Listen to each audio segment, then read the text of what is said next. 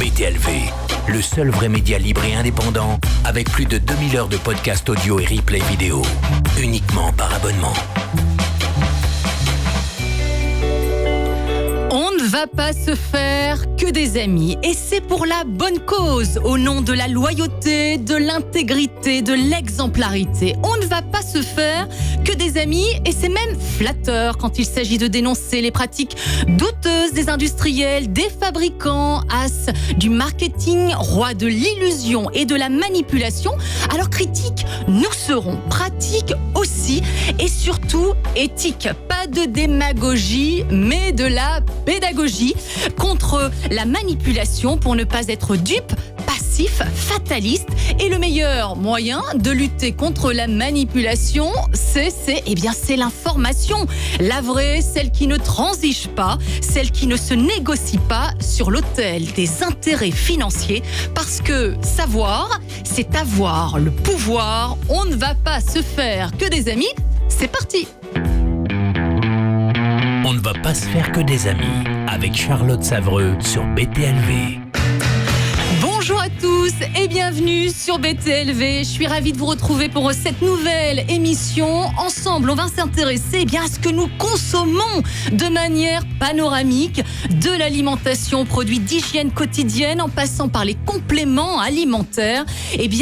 Avec au programme un double objectif: faire à la fois les bons choix, efficaces, perspicaces, avec cohérence et bon sens, et aussi déjouer les pièges des industriels et des fabricants. Et on va commencer aujourd'hui avec un sujet qui nous concerne tous, à l'unanimité, quotidiennement, et même au-delà, puisqu'il nous concerne 3 fois par jour. C'est l'alimentation. C'est un enjeu nutritionnel, un enjeu gustatif, un enjeu de santé publique et donc un enjeu de société. Et pour remettre à l'endroit ce qui est à l'envers et pour réajuster ce qui doit l'être, aujourd'hui en plateau, le docteur Laurent Chevalier. Bonjour. Bonjour. Et bienvenue, nutritionniste. Alors vous êtes un as du décryptage. D'ailleurs, vous avez dû le voir, on a beaucoup de produits aujourd'hui en plateau, puisque c'est ce que nous allons partager aujourd'hui ensemble. Et vous êtes évidemment l'auteur de nombreux livres, parmi lesquels « Alors, on mange quoi ?» Guide du bon sans toxique, aux éditions Fayard. Également à nos côtés, Stéphane Guilbeault. Bonjour Stéphane. Bonjour Charlotte. Alors vous êtes également l'auteur de ce livre « Je ne mange pas de produits industriels », aux éditions Erol.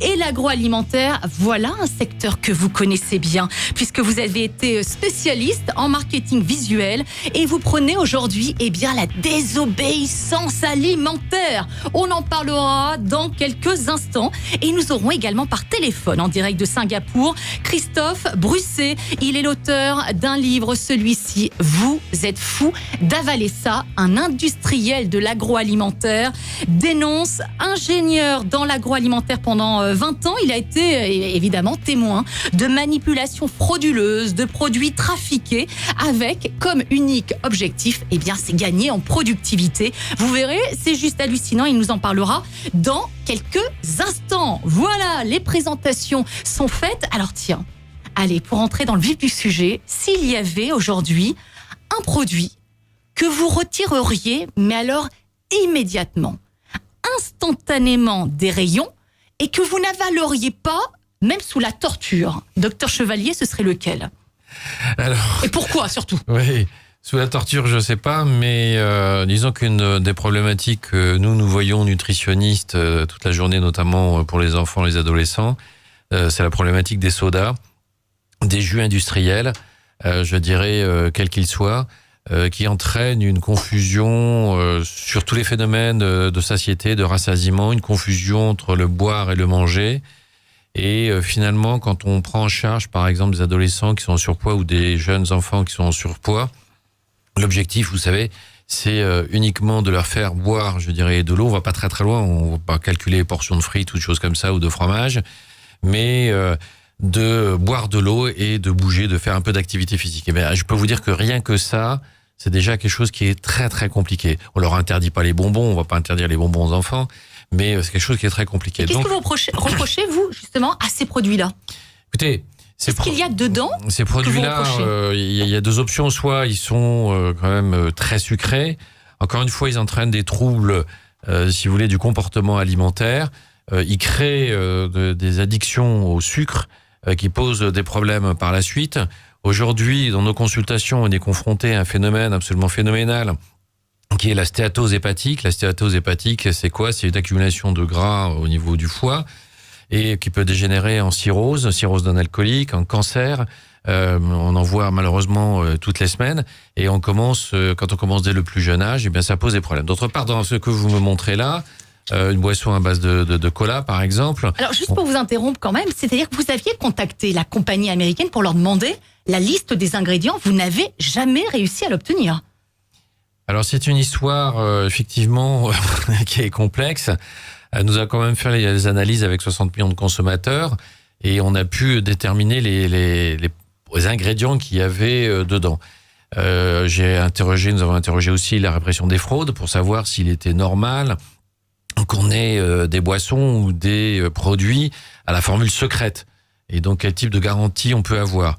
Alors le consommateur, en achetant ça, ne sait pas ce qu'il y a finalement en termes d'ingrédients dans ce produit. On ne le sait pas. En plus, c'est la formule secrète est revendiquée. Donc, c'est quelque chose qui est incroyable entre le droit de savoir du consommateur. Et là, on a des réponses extrêmement alambiquées de la part des pouvoirs publics, puisqu'ils jouent sur des pourcentages, si on est à moins de 0,1%, à moins de 1%, etc. Enfin, ils jouent sur l'histoire de pourcentage pour essayer de justifier leur position. Et je crois qu'aujourd'hui, et on pourra le développer, un des problèmes majeurs que l'on a, c'est qu'il y a une certaine forme de liberté ou de défaut d'information qui est laissée aux industriels. Et les responsables numéro 1, ce sont les pouvoirs publics. C'est les pouvoirs publics qui autorisent tout cela. C'est les pouvoirs publics qui autorisent que on mette des produits avec des formules secrètes. Donc on ne sait pas exactement ce qu'il y a dedans. On parlera justement du lobbying de l'agroalimentaire qui est très puissant. Le lobbying est puissant, certes, mais ce que je veux dire, c'est que par rapport aux enjeux de santé publique, les pouvoirs publics ne sont pas à la hauteur. Donc sur ces boissons-là, il faut faire attention. Et d'autre part, sur les boissons qui sont édulcorées, on a d'autres types de problèmes. Ce ne sont pas des produits qui sont sans effet, puisque on a quand même des très grosses études qui ont montré que la consommation d'une boisson gazeuse light par jour chez une femme enceinte, par exemple, provoquait des accouchements plus précoces, des accouchements prématurés. Donc tout ça, ça a des effets, et donc il faut en tenir compte. Et malheureusement, là aussi, j'étais interrogé à Bruxelles sur ce sujet-là. Là aussi, on s'aperçoit que les pouvoirs publics et le pouvoir public aussi au niveau européen protègent insuffisamment le consommateur et que ça, c'est tout à fait problématique. Moi, je dis docteur Chevalier, président. Voilà, il y a encore une possibilité dans la dernière ligne droite. Alors, Stéphane Guilbault, vous, le produit contesté, contestable? Alors, il y en aurait deux. Celui que je ne voudrais plus voir en rayon, ça serait, j'en ai un sous les yeux. Alors, on va le montrer, allons-y. Ça serait les galettes de riz soufflé ou de maïs soufflé, les deux. Alors pourquoi? Parce que ça, c'est quand même souvent vendu dans des boutiques diététiques, bio. On nous vend ça comme un symbole de légèreté, de santé. C'est faux? C'est exactement ça. En fait, la notion marketing a travaillé sur la notion de light. La notion de light fait penser que parce que c'est léger, ça sera léger pour le corps. Le gros problème, en fait, de ces pompes à insuline, ce sont justement des attaques permanentes sur le pancréas.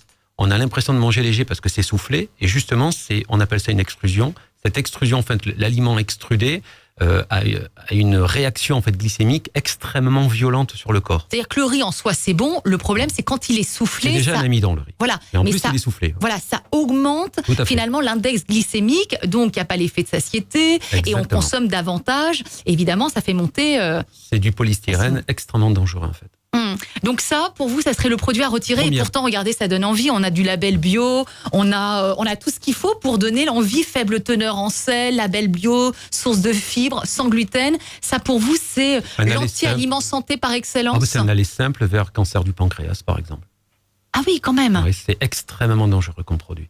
Bon, alors écoutez, c'est noté. Je vous préviens, papier stylo à la maison parce qu'on va vous donner pas mal d'informations aujourd'hui. Donc ça, c'est vraiment le produit, vous retireriez. Alors c'est vrai qu'on va faire une opération quand même lucidité aujourd'hui parce que évidemment, quand on va faire nos courses pour nous alimenter, c'est devenu aujourd'hui plutôt un automatisme. Et on en oublie que finalement, les intérêts des industriels ne sont pas du tout les nôtres. C'est-à-dire qu'en travaillant quand même le sujet, on s'aperçoit que clairement, l'intérêt des industriels, c'est le profit plutôt que l'alimentation et le goût. Stéphane, faire de l'argent, c'est le leitmotiv très clairement de l'industrie agroalimentaire. Alors, c'est une excellente question dans le sens où quand j'ai commencé le marketing visuel, dans les années, fin des années 80, début des années 90, j'ai mis longtemps à le comprendre, en fait, que l'intérêt du consommateur, on le croit au début, parce que la publicité, c'est quelque chose de joli, c'est quelque chose de beau esthétiquement, et on a l'impression qu'il y a une utilité en ce sens. Et en qu'on fait, veut nous faire du bien, qu'on veut Exactement. nous offrir du plaisir. Exactement. Voilà, c'est ce qu'on nous vend. et en fait, le beau et bon, c'est plutôt un argument qui permet aux fabricants d'exister et à l'industriel d'avoir une position. Alors, c'est très intéressant quand on parlait tout à l'heure du produit qu'on voudrait retirer. Le biscuit, par exemple, c'est une catégorie d'aliments qui va tout à fait dans ce sens. On ne produit pas un biscuit pour faire plaisir, mais pour faire du profit. Et le profit est à deux niveaux. Il est d'abord fait sur le niveau de la marge par rapport à la qualité des aliments, de plus en plus basse, et intrinsèquement, en fait, le rapport mauvaise qualité, édulcoré par des produits qui donnent des arômes, des saveurs, Que ça etc. coûte le moins cher pour que ça rapporte le plus. Au détriment des paysans à l'autre bout du monde, que l'on assassine, que l'on massacre. En fait, ça, c'est des problèmes que l'on n'a pas puisqu'on ne le voit pas. Et le deuxième problème, en fait, c'est le travail en amont sur l'enfant et sur l'affect, sur cette notion d'addiction qu'il doit avoir dès la plus jeune enfance.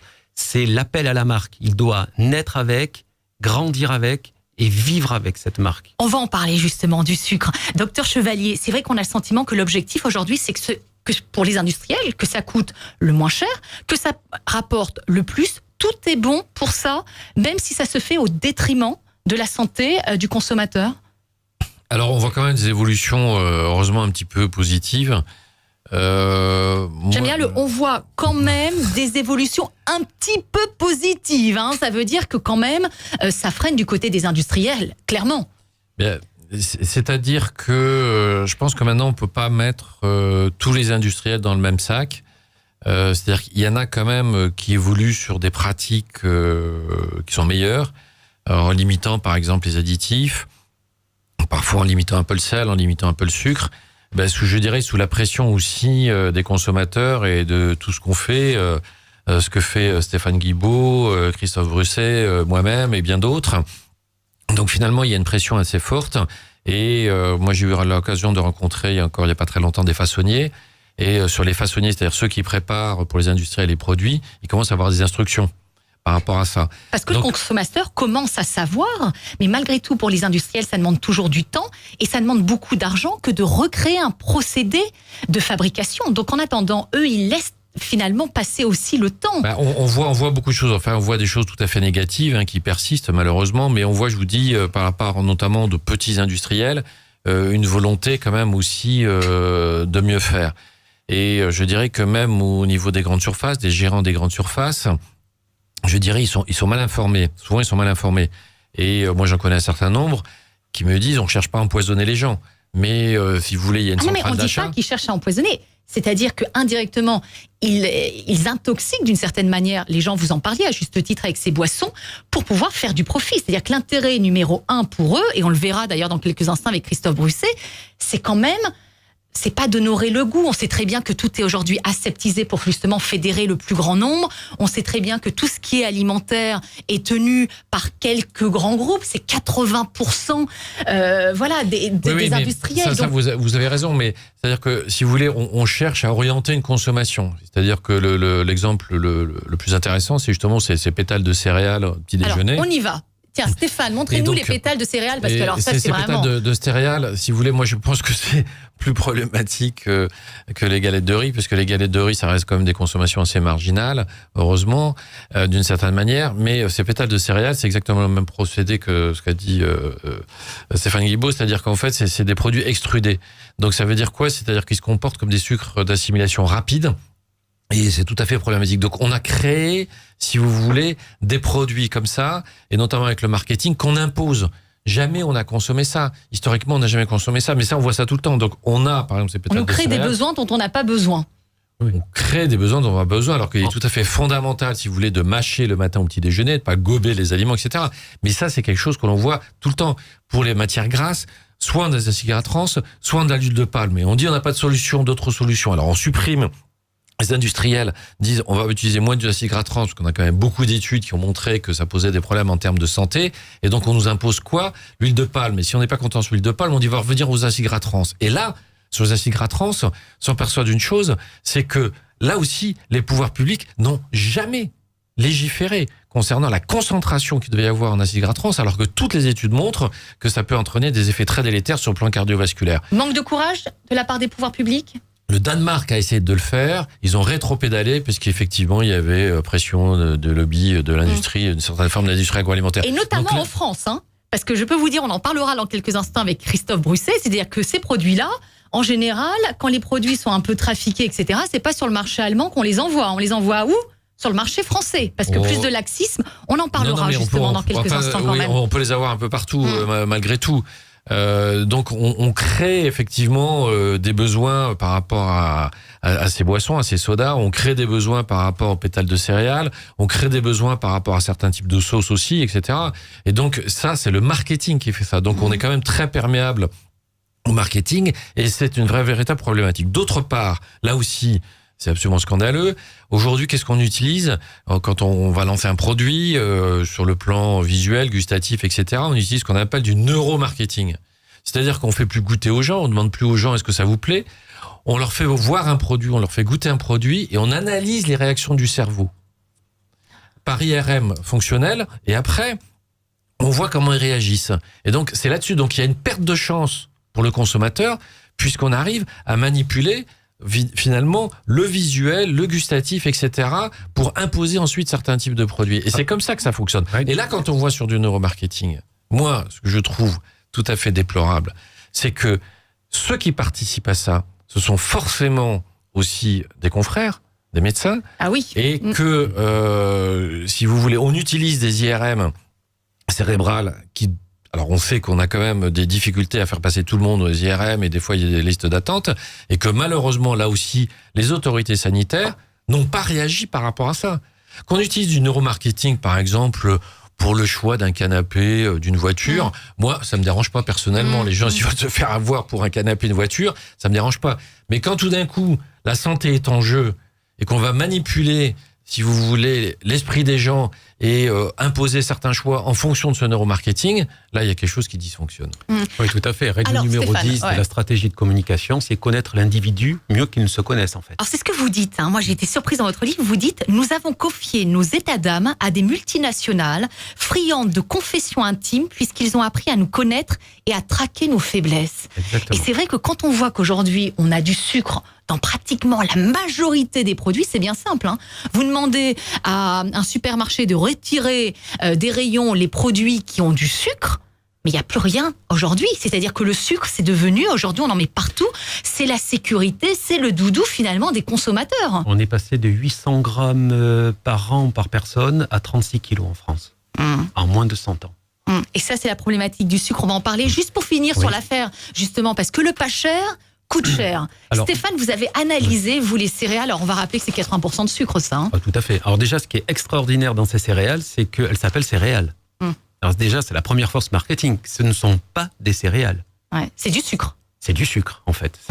Il y a un des ingrédients qui était une céréale, on va dire, parce qu'on enlevait toutes les fibres, toutes les vitamines en enlevant l'enveloppe. Et en fait, on s'est retrouvé qu'un produit qu'on a aplati, chauffé, recuit, etc. C'est environ 140 € la tonne, le maïs. C'est-à-dire que le maïs à l'état brut, c'est 140 €. C'est 140 € la tonne. Une fois que le maïs est transformé pour devenir une céréale qu'on trouve aujourd'hui dans le commerce, ça coûte combien? Alors, il a légèrement été modifié, le prix. Il passe à 7 000 € la tonne. Donc là, on est vraiment dans la marge et dans le profit maximal. C'est une aubaine, des boîtes comme ça. C'est pour ça qu'en fin de compte, que là où véritablement les industriels font des marges, c'est sur les produits transformés, puisqu'ils ont finalement, ils s'arrangent de la composition des produits au motif de protéger une recette.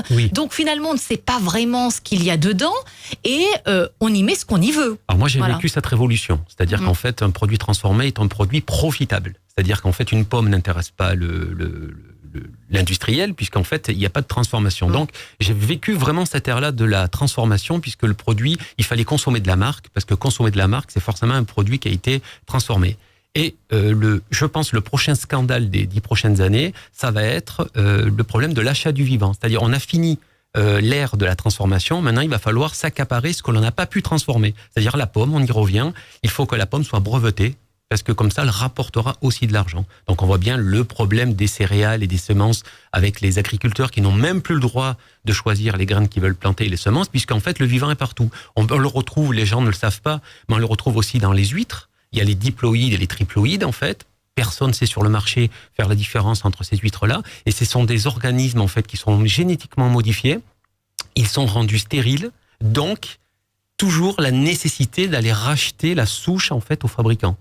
Et ça, on le retrouve sur tous les produits. Enfin, de plus en plus, en tout cas. Bon, alors, ce qui est intéressant, c'est justement d'expliquer aujourd'hui, c'est l'enjeu de cette émission, quelles sont les stratégies de manipulation mises en place insidieusement par les fabricants, les industriels, pour finalement nous faire consommer plus à moindre coût. C'est la séquence, mais de qui se moque-t-on ? Dites-vous, vous foutez de moi, là, en ce moment, hein ? Vous foutez de moi, hein ? J'en ai jusqu'à là, je vais même vous dire la vérité, j'en ai jusqu'à là. On ne va pas se faire que des amis. Avec Charlotte Savreux sur BTLV. Voilà, on aura reconnu le mythique Louis de Funès, voilà, dans les grandes vacances qui nous accompagne pour cette émission. Alors c'est vrai que lorsqu'on s'intéresse au sujet en profondeur, on est vraiment au royaume de la bidouille et de la manipulation.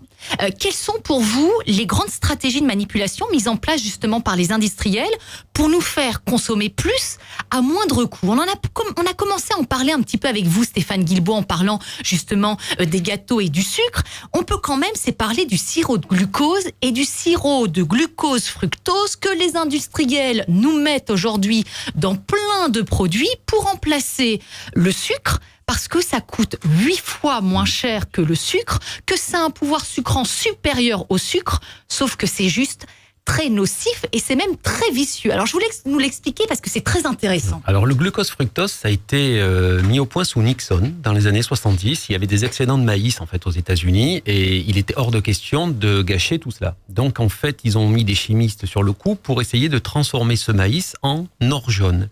Ils y sont arrivés grâce à une substance qui s'appelle le glucose-fructose. Aux États-Unis, ça s'appelle HFCS 55, le haut sirop à haute teneur en fructose, en fait. Le sirop de maïs à haute teneur en fructose.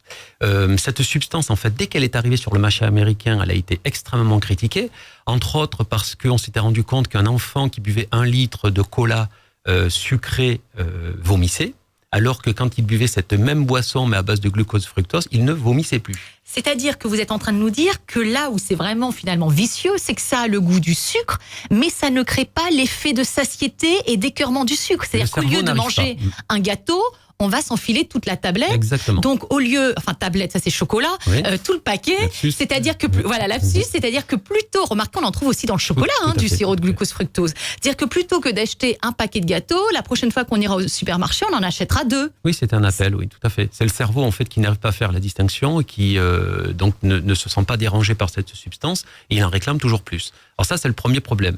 On parlait tout à l'heure des stéatoses hépatiques. Le sirop de glucose-fructose est quand même un grand pourvoyeur. Un grand pourvoyeur, il est bien sur le podium. Et le problème aussi, c'est que c'est une duperie, en fait, puisqu'on explique aux gens que le biscuit existe en l'état, alors qu'il y a tromperie déjà sur la notion de recette. C'est-à-dire, quand vous achetez une marque et un biscuit, si vous êtes observateur de ces 10, 15 dernières années, vous vous rendez compte que les recettes ont changé au profit d'aliments qui ne sont plus du tout les mêmes. Le sucre est devenu du glucose-fructose. Le caramel naturel est devenu du E150D, qui est un caramel fait par sulfite d'ammonium. Et tous les gras du beurre a été remplacé par l'huile de palme. Mais la recette, la marque est exactement la même. Le produit est le même, mais les ingrédients ne sont plus exactement. Les mêmes. Et souvent revus à la baisse en plus. Oui. Docteur Chevalier, c'est intéressant ça. Ça, fait partie effectivement des choses totalement anormales et qui sont autorisées par Bruxelles. C'est-à-dire que pour aller dans le sens... C'est pas vos amis, dis donc. Depuis le démarrage de l'émission, je vous ai jamais autant entendu parler des pouvoirs publics. Vous êtes remonté. Non, mais écoutez, aujourd'hui, on accepte, par exemple, au-delà des biscuits, de mettre sur le terme sauce béchamel des sauces industrielles qui contiennent tout sauf de la béchamel, des émulsifiants, des arômes, des choses comme ça, des corps gras absolument déplorables, etc. Donc, on a un problème sur la réglementation. Et je crois qu'il faut arriver à agir là-dessus, puisque finalement, les industriels, je pense que Christophe Broussard va nous l'expliquer, restent à chercher un petit peu, entre guillemets, dans les clous, sur une réglementation extrêmement laxiste. Et quand il y a un problème, comme il a dit dans son ouvrage, ils vont chercher des astuces, entre guillemets, donc pour pas être en dehors des normes. Donc, si vous voulez, il faut que les normes soient beaucoup plus sévères. Il faut savoir aujourd'hui que sur les additifs alimentaires, eh bien, on a un vrai problématique puisque les études sont totalement insuffisantes, que les associations de nos additifs sont pas suffisamment analysées, etc.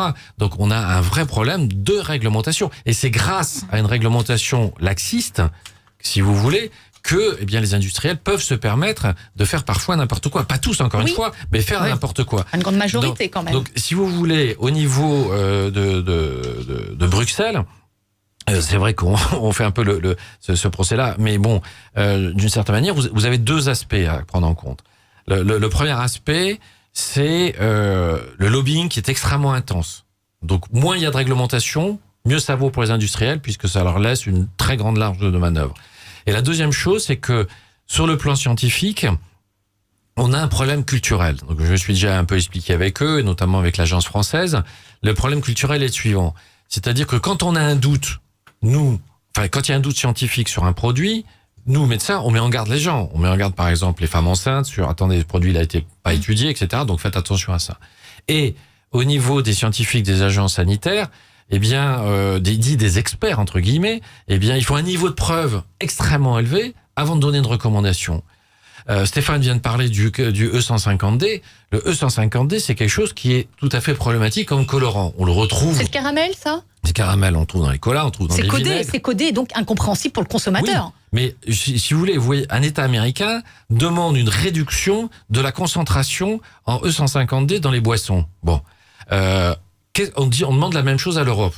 Et l'Europe, qu'est-ce qu'elle nous répond? On n'a pas suffisamment d'arguments scientifiques pour légiférer. Pourquoi? Parce que les enquêtes sont menées par qui? Sont financées par qui? Souvent, elles sont même pas financées. Non, mais quand elles sont financées, elles sont financées par les lobbying de l'agroalimentaire qui se cachent derrière des entités.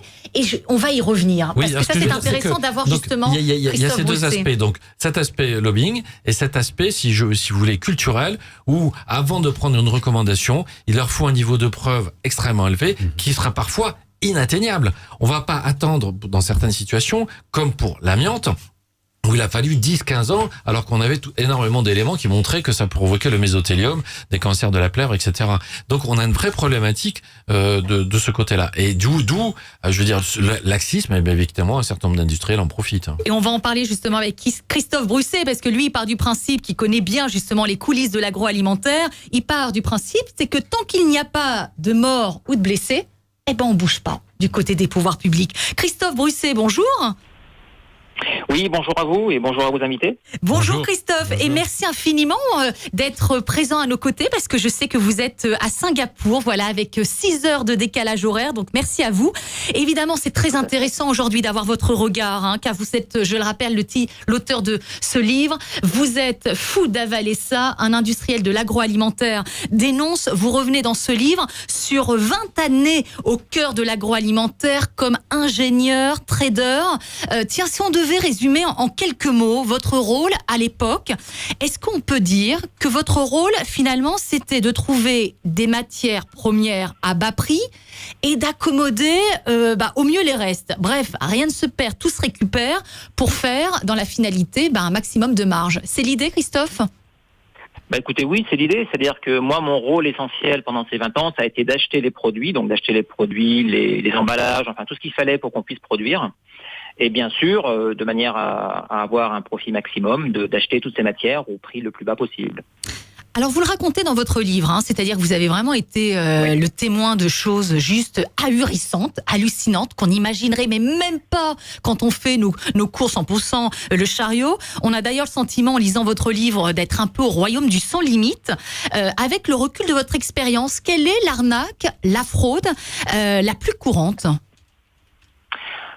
La fraude aujourd'hui la plus courante, écoutez, les produits que je connais, c'est plus facile pour moi d'en parler.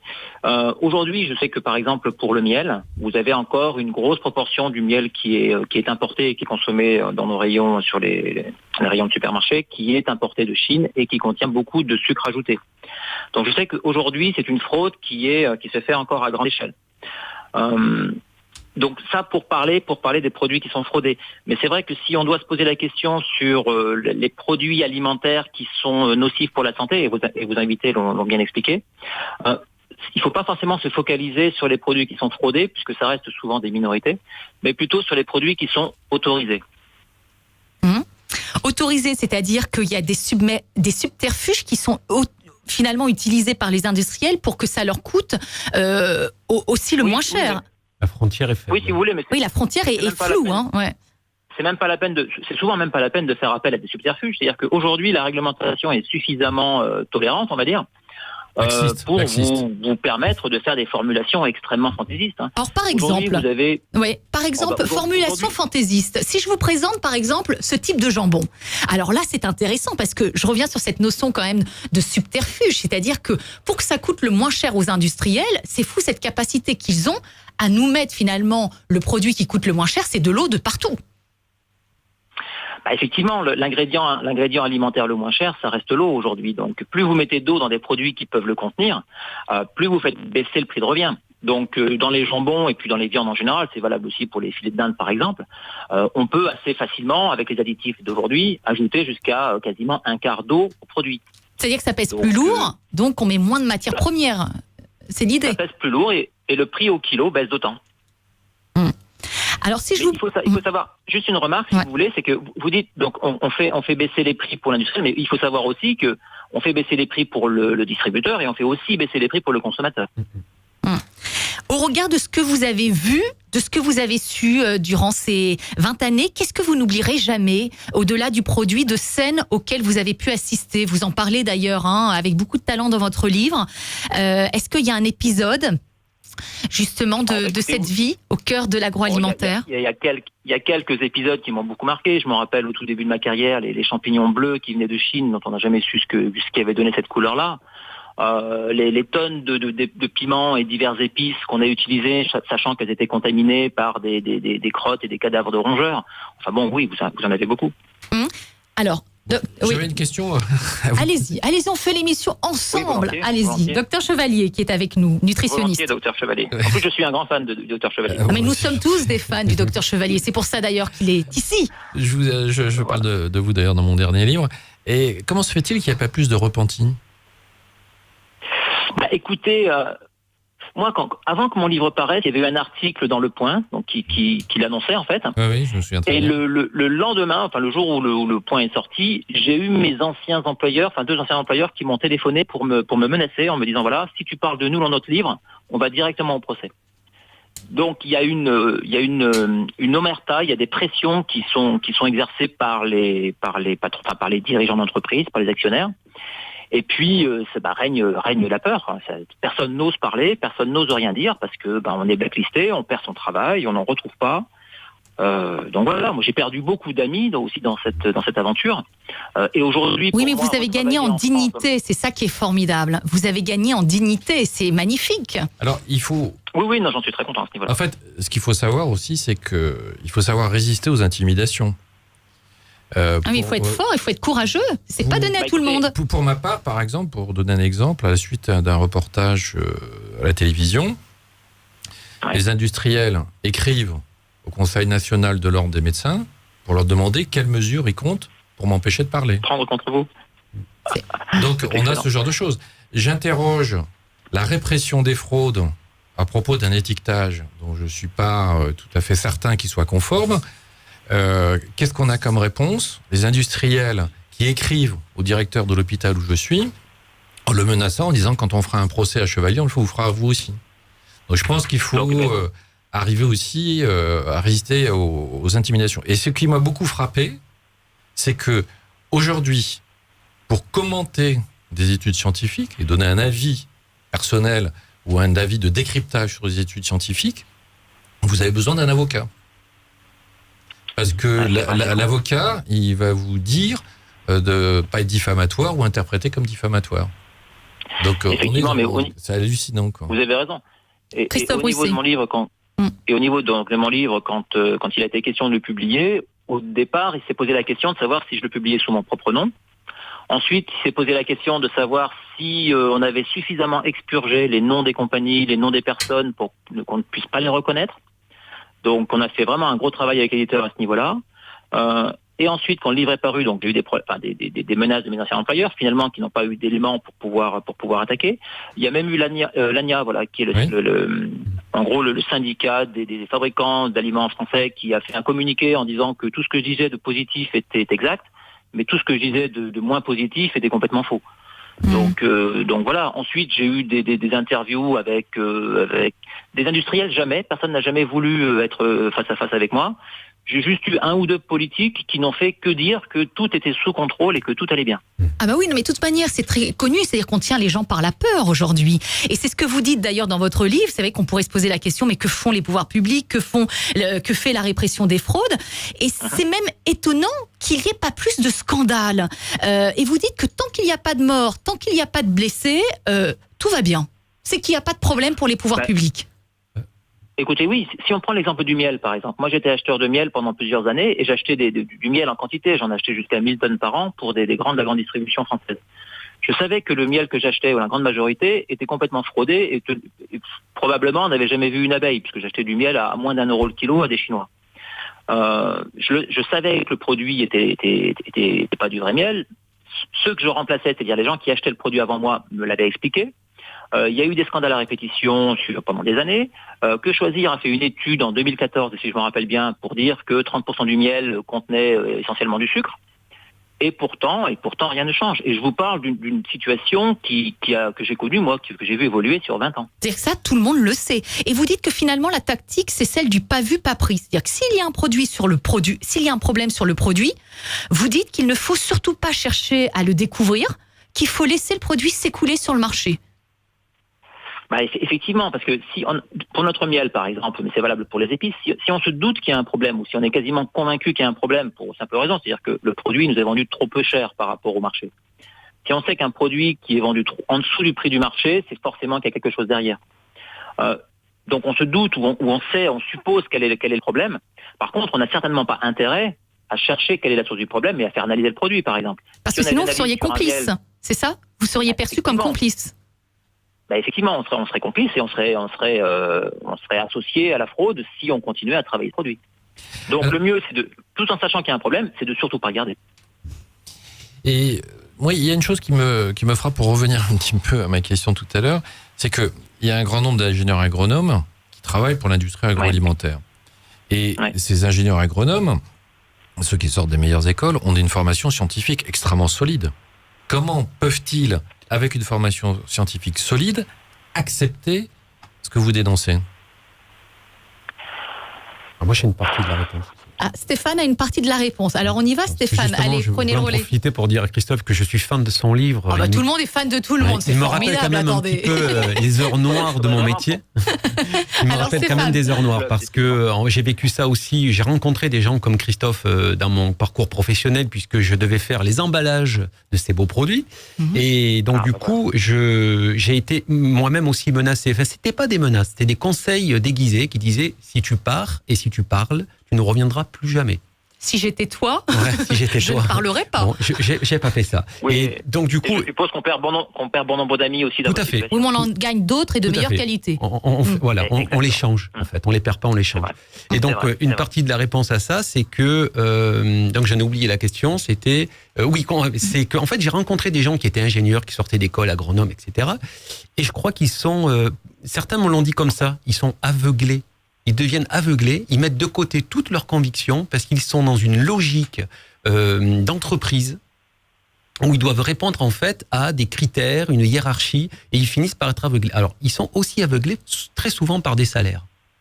Ce sont des gens qui seront... Pas l'argent, c'est une manière de convaincre. Il faut rappeler quand même que l'industrie agroalimentaire, c'est 18 000 entreprises et 172 milliards d'euros de chiffre d'affaires par an. Donc on ne laisse pas un marché comme ça s'évader. Et donc on finance les filières. Laurent Chevalier le disait très bien tout à l'heure, on est prêt à financer tout et n'importe quoi pour faire taire les gens qui veulent dénoncer une vérité.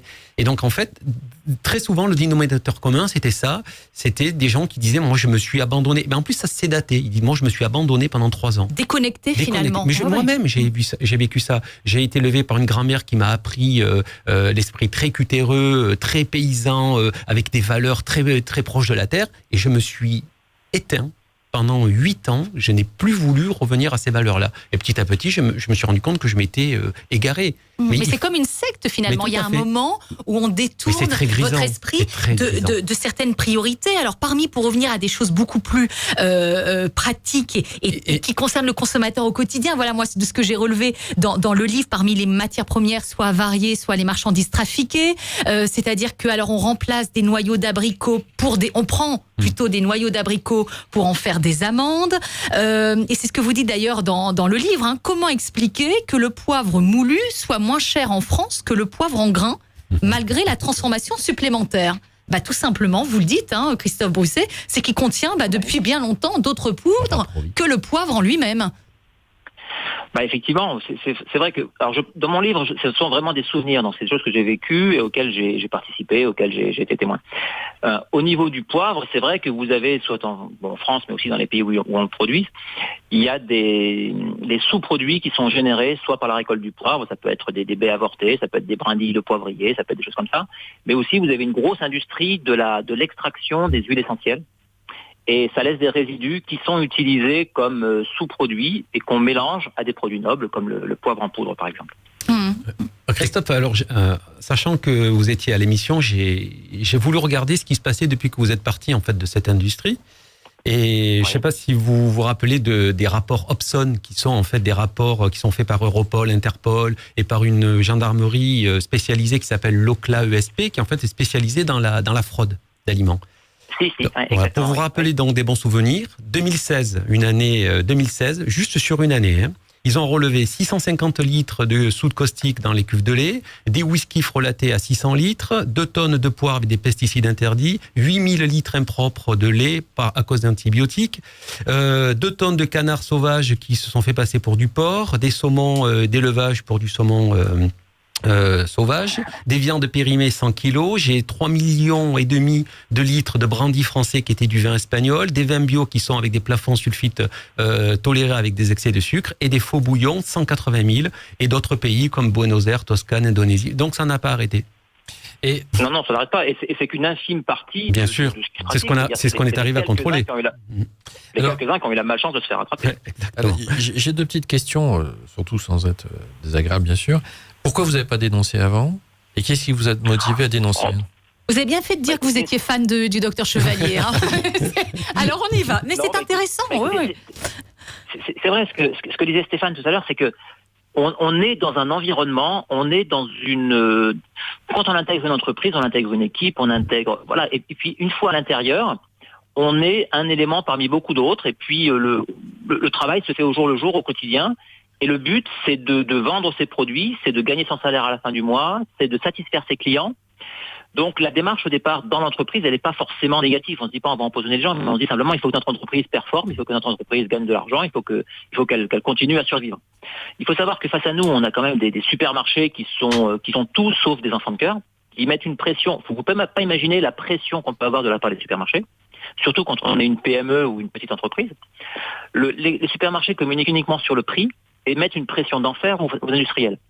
Donc on se retrouve souvent, et moi ça j'ai connu, on se retrouve souvent à jouer sa survie plus que le profit. Et ça conduit effectivement à faire des choses qui sont illégales ou qui sont malsaines.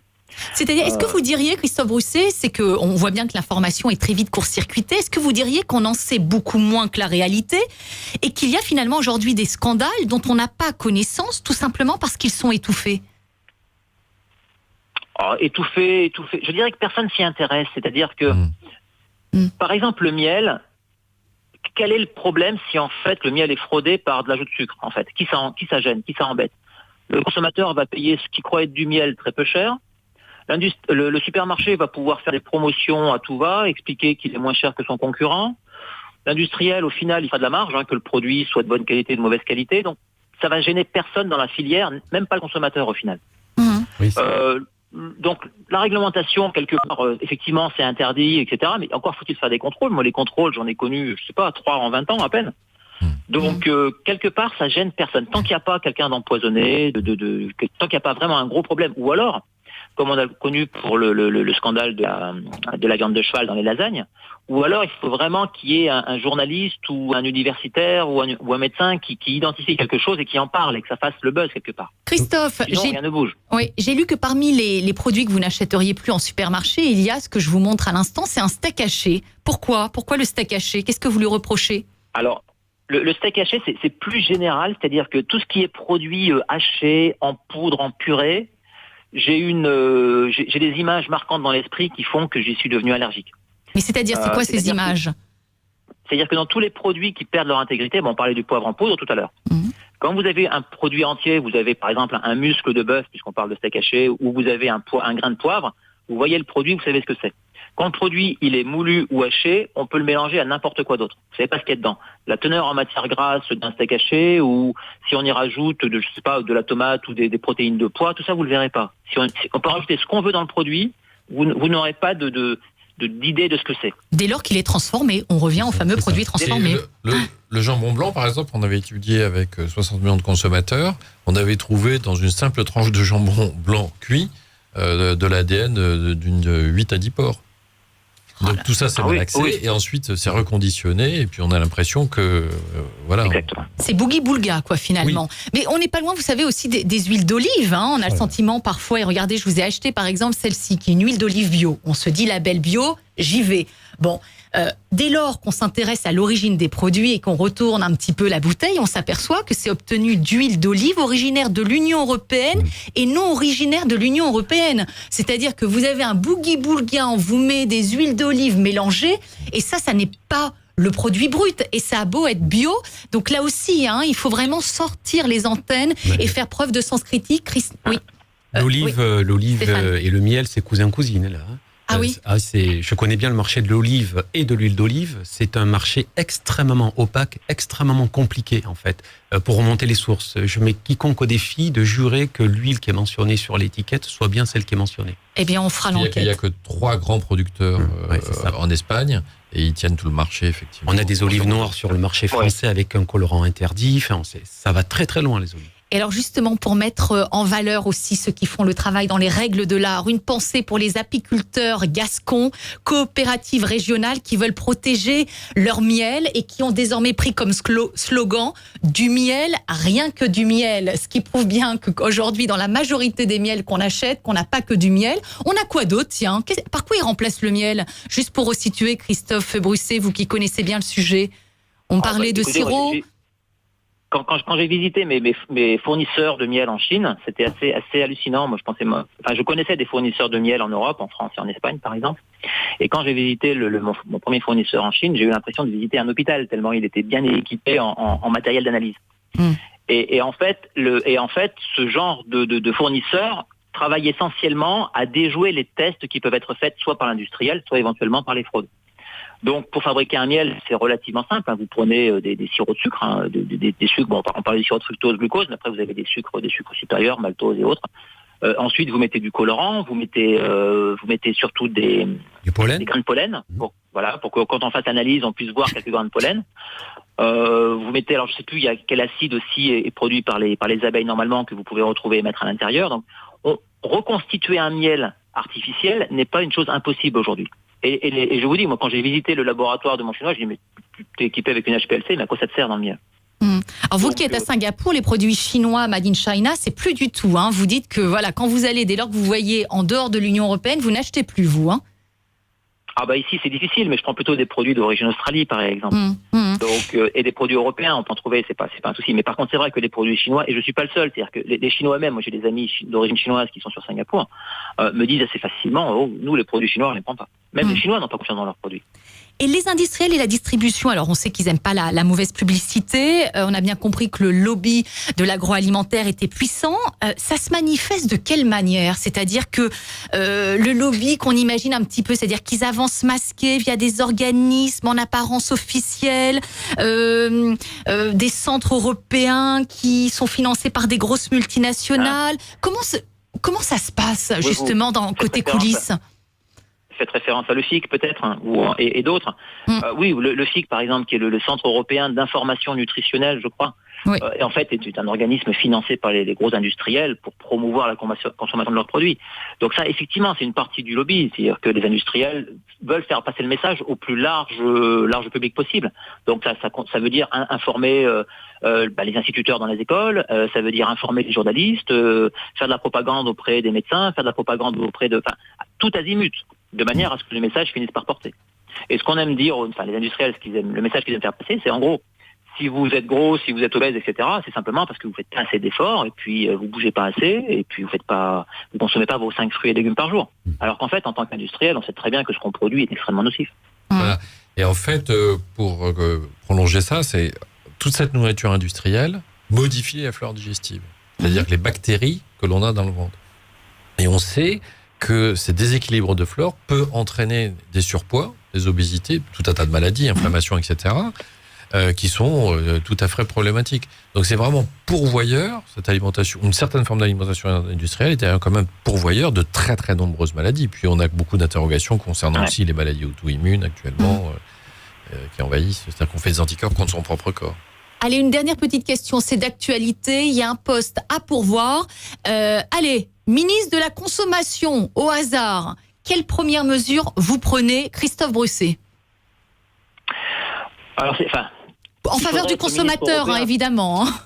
Il faudrait être ministre européen pour réellement pouvoir faire bouger les choses. Mais déjà, moi, je réduirais le nombre d'additifs. C'est-à-dire qu'aujourd'hui, on a 300 et quelques additifs autorisés, plus 300 et quelques auxiliaires technologiques. Donc, on est à plus de 700 molécules, plus ou moins chimiques, qu'on peut mettre dans les produits et qui apportent rien au consommateur. Donc, réduire le nombre d'additifs et interdire quelques ingrédients. Je pense notamment à la gousse de vanille épuisée, par exemple.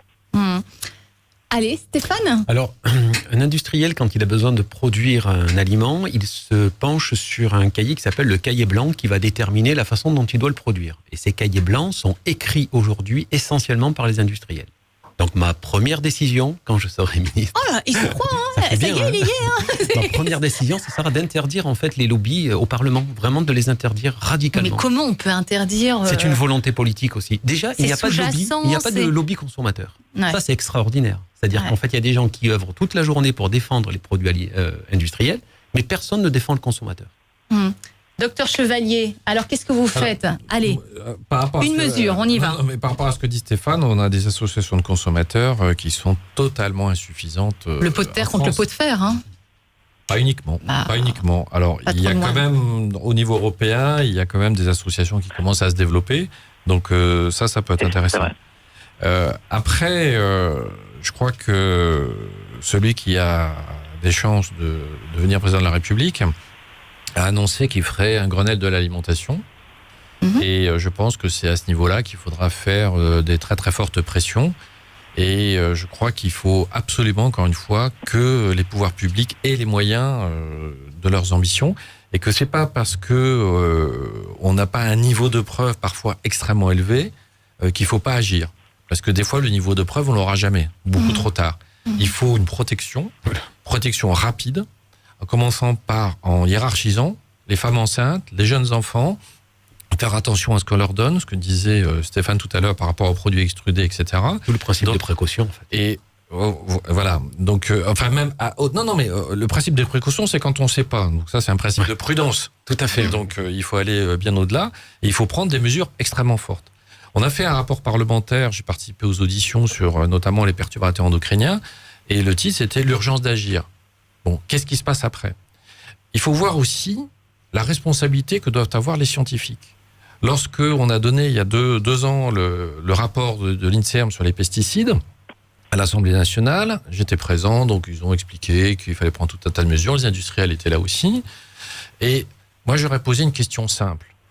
C'est que par rapport aux mesures qu'ils préconisent, par rapport aux pesticides, si un an après, rien n'a été fait, qu'est-ce qu'ils font eux-mêmes?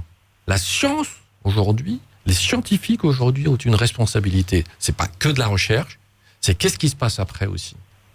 Et donc, je crois qu'il faut que culturellement, les gens du CNRS, les gens de l'INSERM, ces organismes-là, agissent aussi pour que les politiques arrivent à prendre les décisions. Et je vais vous raconter une anecdote. En 2009, lorsque je suis auditionné au Sénat sur les perturbateurs endocriniens, où on se pose la question de savoir mais pourquoi vous dites qu'il y a des problèmes, donc j'étais avec un collègue de l'INSERM, et que les pouvoirs publics disent qu'il n'y a pas de problème. Bon, on explique, on avait fait un beau diaporama, les doutes qu'il pouvait y avoir, etc., la problématique que l'on avait.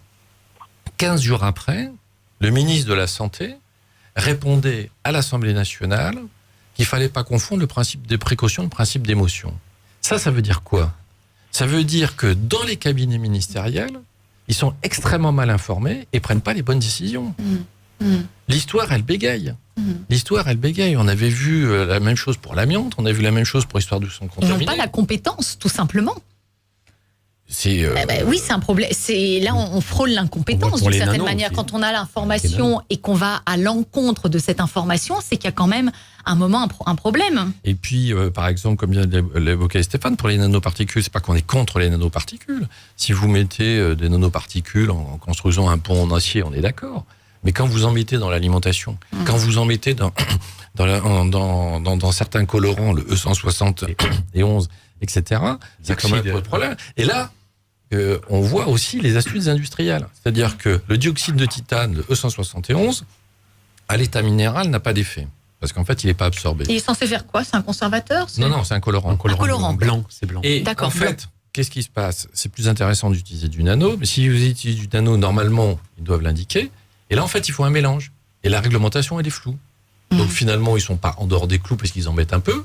Et donc tout ça, c'est tout à fait problématique. Donc il faut vraiment que les pouvoirs publics aient le courage de faire ça. Alors en fait... il est aujourd'hui sans réglementation, déjà dans les chewing-gums, dans les sans dentifrices, réglementation, il est partout. Et là, qu'est-ce qui se passe ?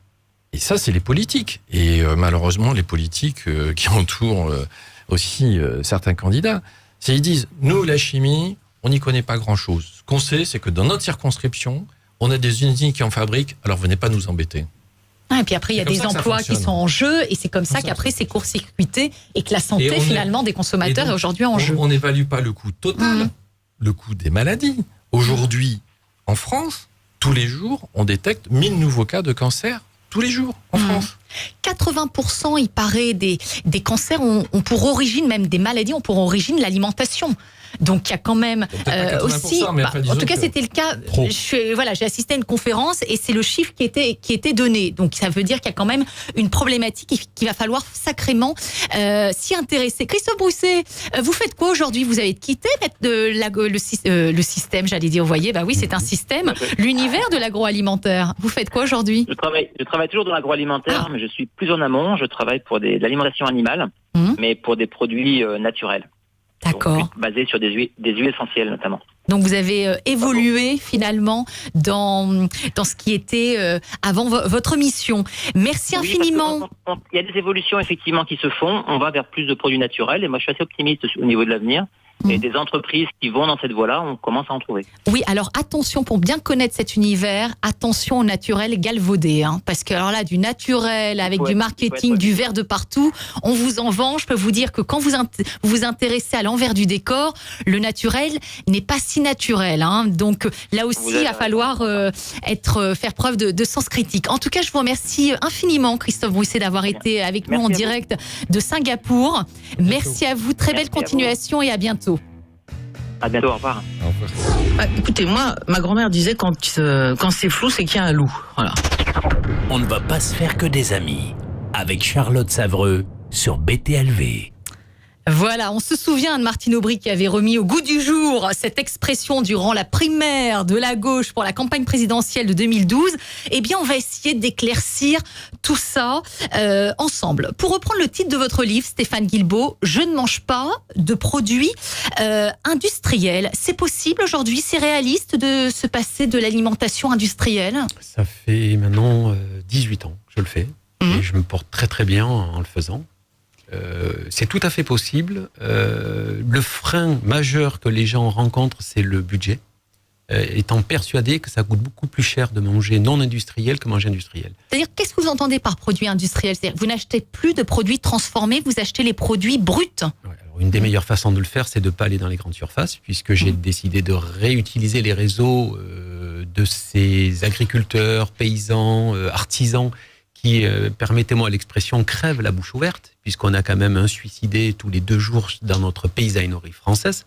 Donc c'est un réel problème.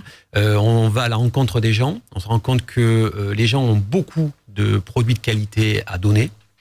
Donc les viandes, mes poissons sont dans des réseaux plutôt courts. Les fruits et légumes aussi, je suis en bio en raisonné. J'ai redécouvert les marchés et j'ai redécouvert les gens aussi, que l'on n'a pas le temps de voir en grande surface. Et du coup, je n'ai pas accès, je vais le dire comme ça en fait, je n'ai pas accès aux produits transformés puisque je ne suis pas tenté de toucher les produits en rayon. C'est ce que vous appelez la désobéissance alimentaire. Ça veut dire quoi? Ça passe par quel type d'action, cette désobéissance alimentaire? Alors, la désobéissance alimentaire travaille sur un principe d'éducation. Quand je dis éducation, c'est pas un terme magistral, c'est surtout que on prend vite des comportements schizophréniques en fait en tant que consommateur si on n'est pas informé. Aujourd'hui, il y a un bruit nutritionnel qui est absolument assourdissant. Je dis autant que possible, ce n'est pas normal que Laurent Chevalier, Christophe Brusset et moi-même soyons là aujourd'hui pour parler d'alimentation. Il y a un problème. On n'a jamais autant parlé d'alimentation que ces 50 dernières années. Donc c'est que l'alimentation va mal. Donc la désobéissance alimentaire, c'est de se dire, il va peut-être falloir arrêter de courir après l'innovation technologique alimentaire et de revenir à ce que nos aïeuls faisaient. C'est eux qui détenaient quand même une clé de vérité assez extraordinaire, puisqu'ils avaient une alimentation qui était le socle de notre patrimoine génétique. On parle plus facilement des régimes crétois, abkhazes, des centenaires d'Okinawa, plutôt que d'un régime new-yorkais ou d'un régime junk food. Donc je crois que la vérité, elle est quand même là. Et revenir à la source, revenir à la source, tout à fait. Au bon sens terrien finalement. Je suis pas dans une secte, je vis pas au milieu des chèvres dans le Larzac. Enfin, j'ai rien contre le Larzac, mais c'est l'image qui est donnée tout le temps sur 68 arts, baba cool, avec des graines et des carottes, voilà, des graines germées, des carottes râpées. J'ai vécu à Paris, il y a aucun souci là-dessus. Mais j'ai un recul nécessaire sur l'alimentation pour m'éduquer et sortir des pièges en fait très tentants de l'alimentation. Et il y a un terme en marketing qu'on utilise qui est le truisme. Je voudrais venir là-dessus parce que quand je parle de bruit nutritionnel, c'est notre petite régalade en fait, le truisme. C'est prendre une vérité qui n'est pas vérifiable et non vérifiée et la marteler. Et à tel point qu'à force d'être martelée, elle finit par devenir vraie. Et ça, on le retrouve sur tous les produits lobbyistes en fait. C'est quand même assez extraordinaire. Ou l'art de s'arranger avec la vérité, justement pour induire le consommateur en erreur, en laissant suggérer que c'est le meilleur, alors que le meilleur, il est ailleurs. Et justement, on va démêler le vrai et du faux avec cette séquence Méli-Mélo. Tu mens, il ment. On ne va pas se faire que des amis. Avec Charlotte Savreux sur BTLV. Voilà, scène culte de Louis de Funès face à Jean Marais dans Fantomas. Alors c'est vrai qu'on l'a bien compris, on est au cœur de la manipulation. C'est pour ça qu'il faut être vigilant, revenir à ce bon sens, ce sens critique. Et par exemple, je vais vous proposer, un cas pratique. 2 camemberts qu'on peut retrouver au supermarché. Alors il y en a un où il y est indiqué camembert de Normandie. C'est celui-ci. Et celui-ci, il y a marqué camembert fabriqué en Normandie. Et là, sur 2 mots, se joue toute la différence du produit que vous avez entre vos mains. Alors, selon vous, quel est le plus normand des deux? Fabriqué en Normandie ou de Normandie? Ah non, mais c'est subtil. Oui. Alors, j'ai la réponse, j'ai mené l'enquête. Oui, alors, c'est lequel? Je souris parce qu'en fait, c'est extraordinaire. On le retrouve avec tous les produits. Celui de Normandie, et celui fabriqué en Normandie, on a bien compris que celui qui était fabriqué en Normandie, c'est un produit industriel. Tout à fait. Avec des laits qui sont issus de fermes collectées en Normandie. Et celui de Normandie, c'est un camembert qui se bat et qui lutte en fait pour enfin essayer d'arriver à avoir un AOC, au moins aujourd'hui une AOP, qui est une appellation d'origine protégée. Parce que ce qui est quand même, c'est pour ça que je souriais, ce qui est quand même extraordinaire dans le camembert, c'est que l'on n'a jamais pensé à protéger la recette. Et ce qui est complètement fou, pour rejoindre ce que disait Laurent Chevalier tout à l'heure, ce qui est complètement fou, c'est que on est tellement habitué en fait à être dicté par des recommandations, des lois complètement loufoques, qu'on en finit par ne plus se protéger nous-mêmes de façon naturelle. Il faut que ce soit la pression chinoise extérieure. On le vit aujourd'hui avec les calissons d'Aix qui ont subi une forte attaque en fait des Chinois puisqu'ils sont reproduits, pour qu'enfin on se regroupe pour réfléchir comment protéger un patrimoine. C'est complètement fou. Donc c'est quoi? C'est du militantisme maintenant? C'est Peut-être un petit peu de militantisme. Malheureusement, c'est une réaction acculée face à une menace qui ferait perdre des marchés. C'est-à-dire, pour bien comprendre, le camembert fabriqué en Normandie, il suffit qu'il y ait un composant qui vienne de Normandie, c'est-à-dire que ça peut être le sel ou ça peut être inversement des ferments lactiques, pour pouvoir mettre fabriqué en Normandie. Tout à fait. C'est-à-dire, même si le lait ne vient pas du tout de Normandie. La qualité aussi. Attention, parce que si quand bien même un produit est protégé, les produits en Bresse, les produits de Bresse, pour les poulets, quand ils sont protégés, ça ne les empêchera pas de jouer encore sur les termes. C'est-à-dire qu'en fait, ils seront dans la légalité de vous proposer un produit qui a été élevé en Bresse, mais qui n'est pas un poulet de Bresse. Donc attention, c'est pas une histoire aussi de vide juridique par rapport à un produit, bien au contraire. Mais c'est pour vous montrer justement, pour avoir une vision panoramique de ce qui est proposé en termes de subterfuge. C'est pas du militantisme, en tout cas pour ma part. Si vous voulez, c'est une conscience, je dirais, médicale.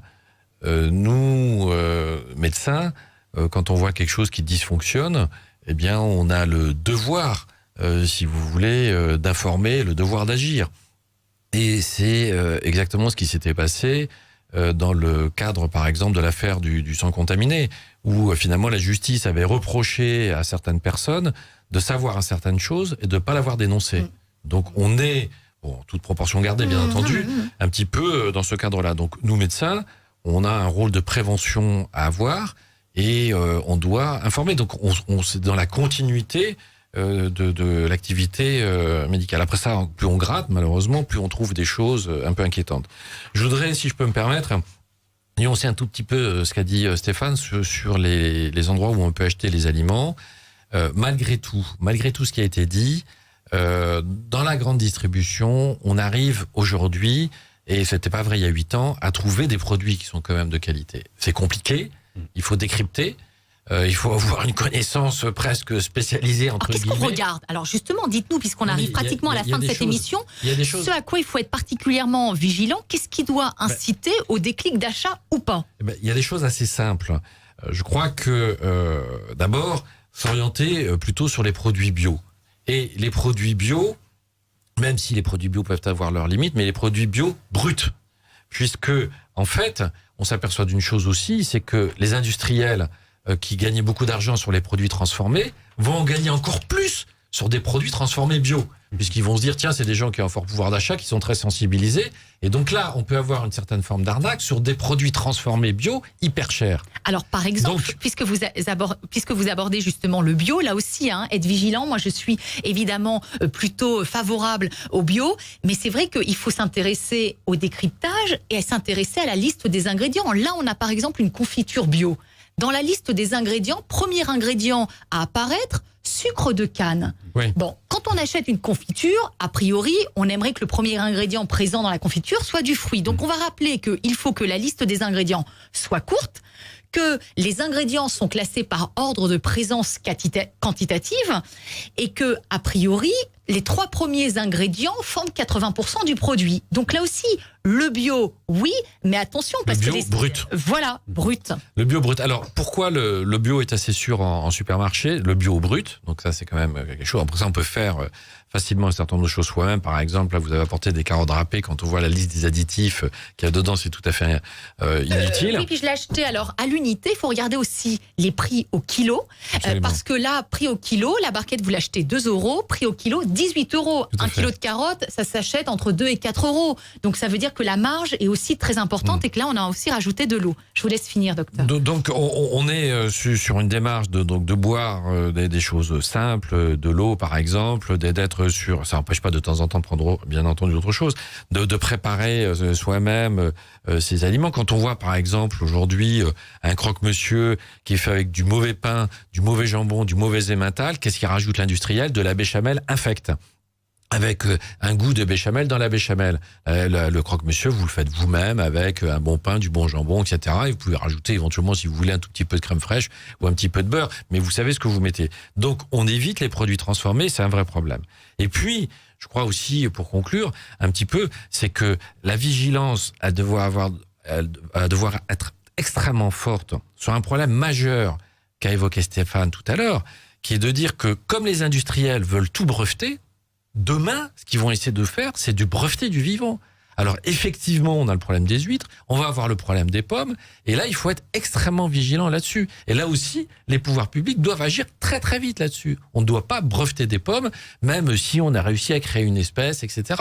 Donc aujourd'hui, c'est la difficulté qu'on va avoir.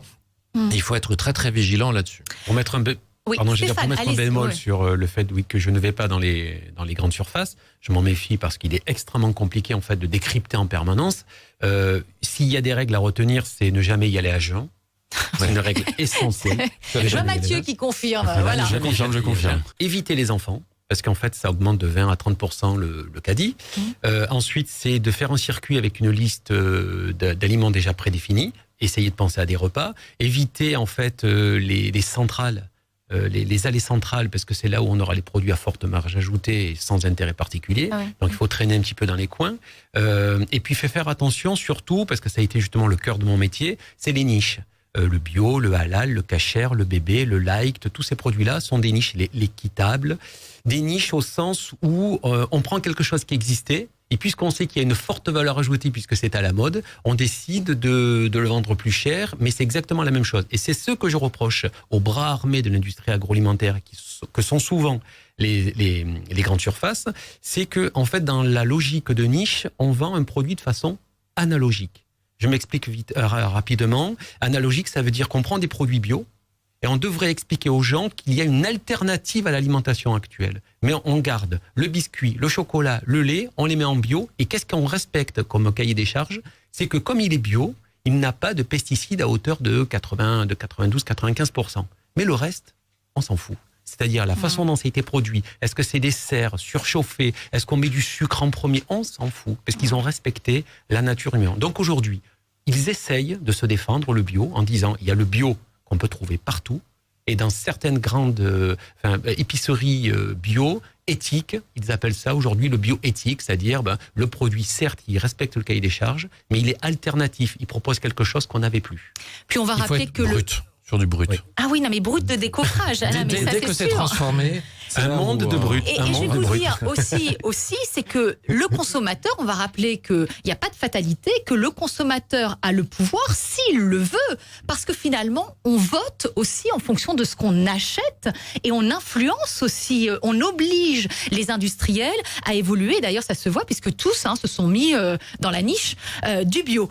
Allez, très rapidement, dans la dernière ligne droite, la dernière séquence pour vous donner la petite info, pour vous rappeler que parfois il y a des petits détails tout simplement qui peuvent faire la différence et que vous n'êtes pas obligé de rester 3 heures au supermarché à tout décrypter. C'est la séquence du détail qui fait toute la différence.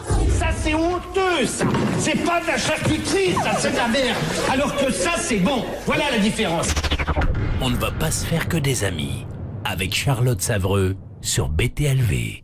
Allez, le dernier petit cas pratique de cette émission. Alors évidemment, vous le savez, docteur Chevalier, l'eau, c'est l'aliment de base au quotidien. On va rappeler que nous sommes tous des aquariums ambulants. 70%, 80% d'eau. Voilà, dans exactement. Donc essentiel, c'est la base, c'est le premier aliment. Et il est particulièrement intéressant de regarder quand vous achèterez la prochaine fois votre eau, une mention.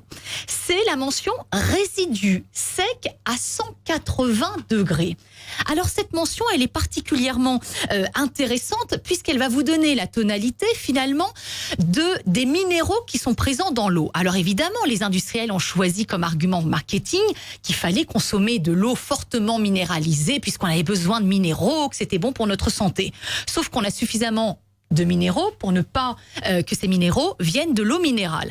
Moi, je vais vous montrer finalement ce que une eau excessivement minéralisée provoque sur vos organes. Voilà, en interne de votre corps, ça représente ça. Regardez, ce matin, j'ai mis cette eau fortement minéralisée. Alors, résidu à sec, 1084 mg par litre. Donc, normalement, ça devrait être 50 pour être bien. Là, on est à 1084. J'ai fait bouillir l'eau ce matin, j'ai laissé l'eau s'évaporer et regardez cette couche blanche au fond de la casserole. Ça fait un petit peu comme du calcaire finalement qu'on mettrait sur nos organes en interne. Et ça, c'est ce que vous avez progressivement, quotidiennement, au fil de votre vie. C'est pour ça que tout l'intérêt, c'est consommer de l'eau faiblement minéralisée parce que l'eau est plus importante pour ce qu'elle emporte que pour ce qu'elle apporte. Parce que éliminer, Docteur Chevalier, eh bien, c'est la santé. C'est pour ça qu'il faut absolument que vous alliez vers des eaux faiblement minéralisées. Donc, faiblement minéralisées, il faut qu'on soit en dessous de 50 mg par litre. Par Oui, exemple, alors, celle-ci, là, on est à 32. Oui. Après, si vous voulez, là, les eaux minérales, ce sont des eaux médicinales Thérapeutique. et thérapeutiques. Et en fait, les eaux fortement minéralisées ont une justificatif l'été, quand vous suez beaucoup et que vous perdez des minéraux. Mais de toute façon, par exemple, pour les enfants, effectivement, on leur donne des eaux faiblement minéralisées. Donc, il existe un certain nombre de marques, bien entendu, par rapport à ça. L'eau de source aussi est peut-être très bien, mais la réglementation est particulière là-dessus, puisque ça peut être des mélanges de sources qui donnent l'eau de source. Ça, l'eau du robinet, heureusement, est potable est potable, même s'il y a encore quelques problèmes, bien entendu, avec le problème de floculation et l'aluminium qu'il peut y avoir un petit peu pour aider la floculation.